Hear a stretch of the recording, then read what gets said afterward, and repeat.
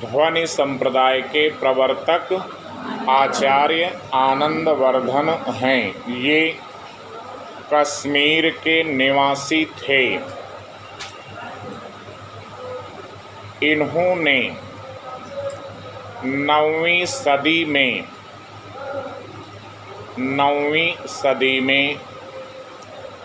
ध्वन्यालोक ग्रंथ लिखकर इस संप्रदाय को स्थापित किया।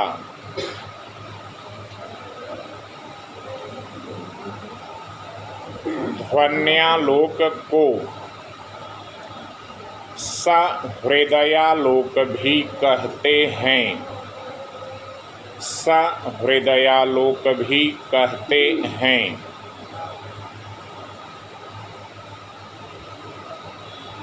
आगे चलकर अभिनवगुप्त ने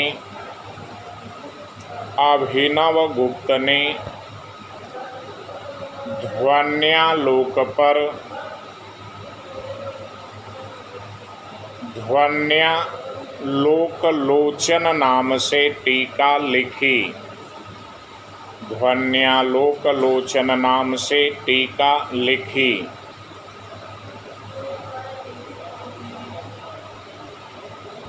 आचार्य मम्मट ने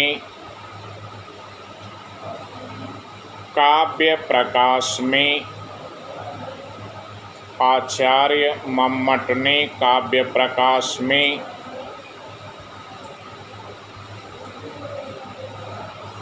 ध्वनि को प्रतिष्ठा दिलाई।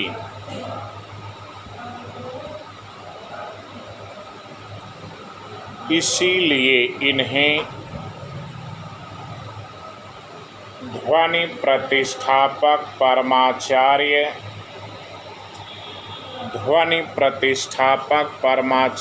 भी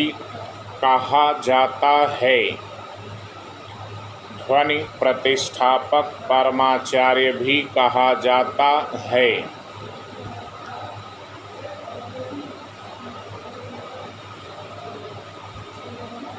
अब देखिए, जब ध्वनि संप्रदाय की चर्चा होने लगी,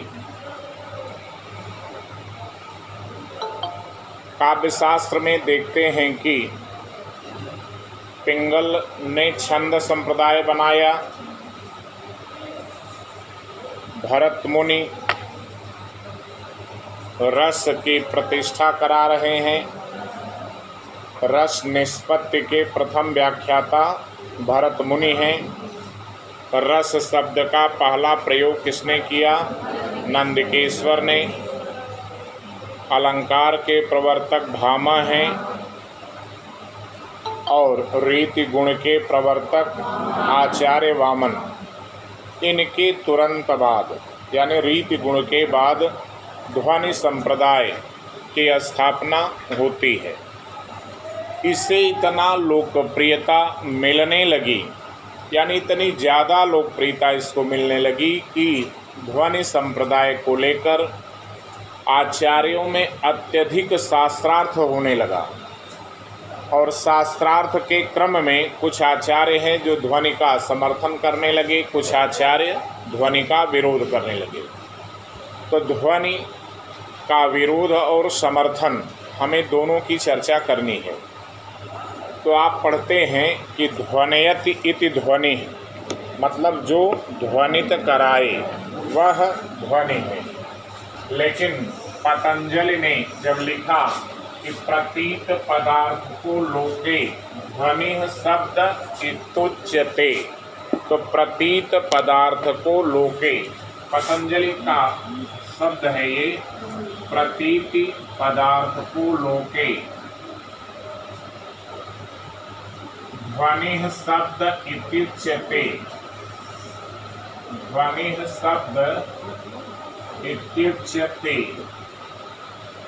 लोक में प्रतीत कराने वाले पदार्थ को क्या नाम देते हैं? ध्वनि। तब प्रतीत पदार्थ को लोके ध्वनि शब्द इत्युच्यते।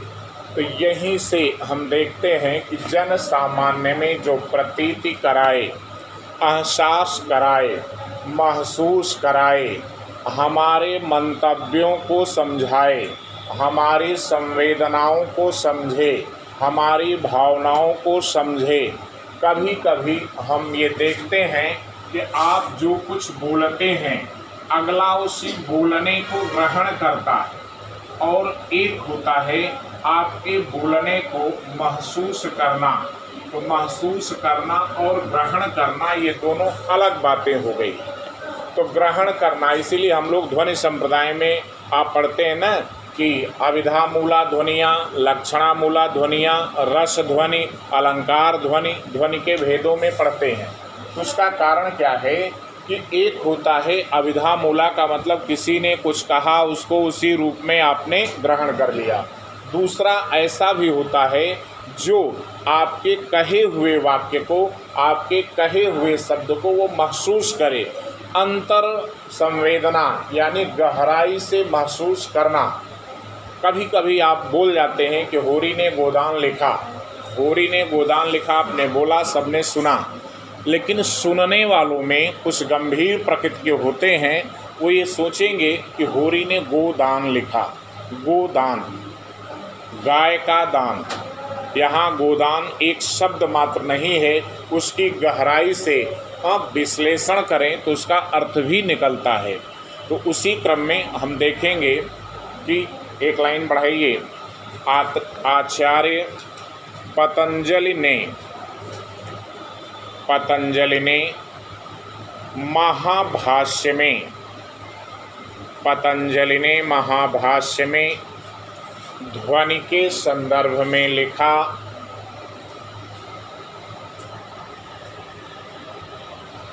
प्रतीत पदार्थ को लोके, प्रतीत पदार्थ को लोके ध्वनिः शब्द इत्युच्यते। प्रतीत पदार्थ को लोके ध्वनिः शब्द इत्युच्यते। अर्थात लोक में प्रतीत पदार्थ को, लोक में प्रतीत अर्थात लोक में प्रतीत पदार्थ को व्यंजित करने के लिए सुने जाते हुए नाद को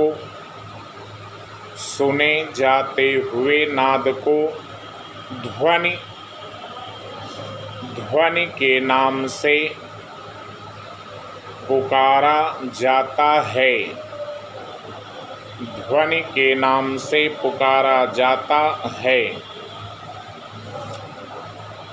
नीचे ध्वनि संप्रदाय की स्थापना के साथ ही इनके विरोधियों और समर्थकों का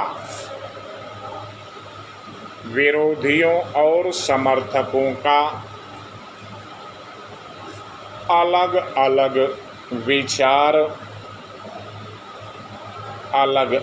विचार आने लगा। तो पहले हम ध्वनि विरोधी आचार्यों की चर्चा करेंगे। नीचे ध्वनि विरोधी आचार्य,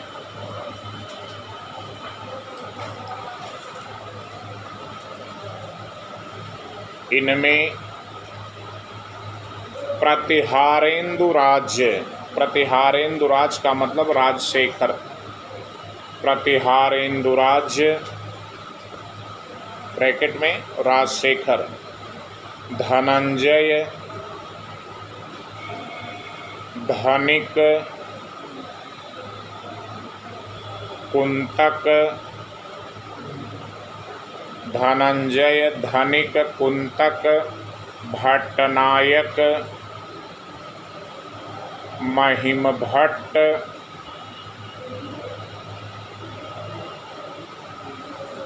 क्षेमेंद्र और मुकुल भट्ट आते हैं। क्षेमेंद्र और मुकुल भट्ट आते हैं। नीचे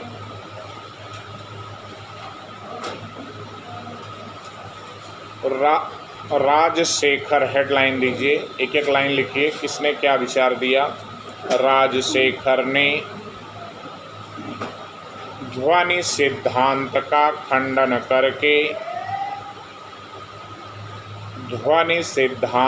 खंडन करके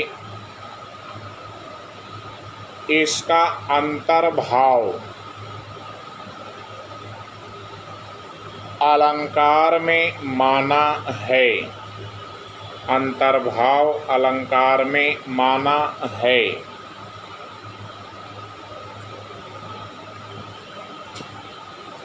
नीचे धनंजय धनिक के बीच में हाइफन बनाएंगे क्योंकि दोनों सगे भाई हैं।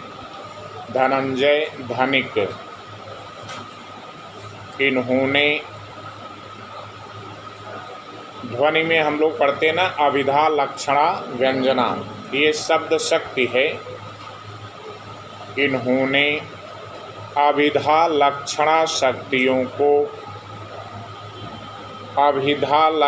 शक्तियों को मान्यता दी, लेकिन व्यंजना शक्ति को अमान्य घोषित किया। व्यंजना शक्ति को अमान्य घोषित किया। ये रस को व्यंजना का व्यापार नहीं मानते।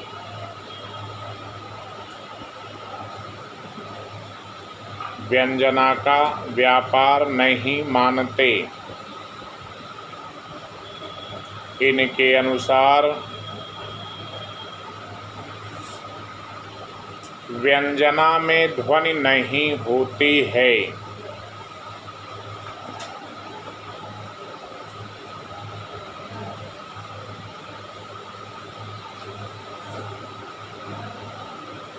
इसके बाद आते हैं कुंतक हेडलाइन देकर, इन्होंने ध्वनि का समाहार वक्रोक्ति में करने का प्रयास किया है। ध्वनि का समाहार वक्रोक्ति में करने का प्रयास किया है।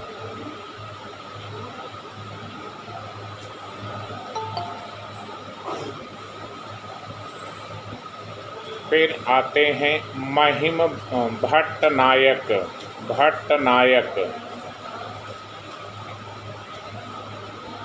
इन्होंने ध्वनि सिद्धांत का खंडन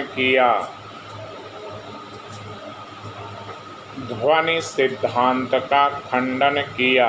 और साधारणीकरण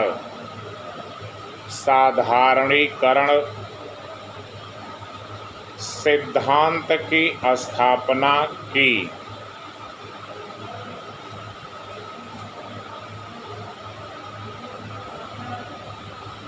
साधारणीकरण सिद्धांत की स्थापना की। फिर आते हैं महिम भट्ट।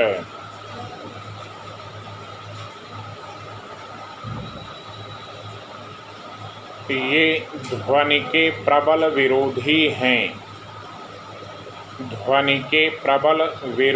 हैं। इन्होंने अनुमान या अनुमिति में ही ध्वनि के समस्त भेदों का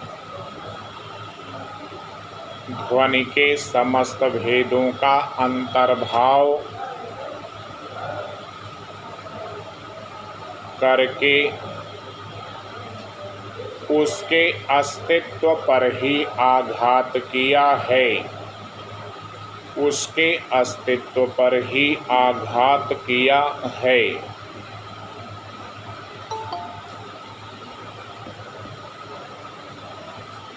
फिर आते हैं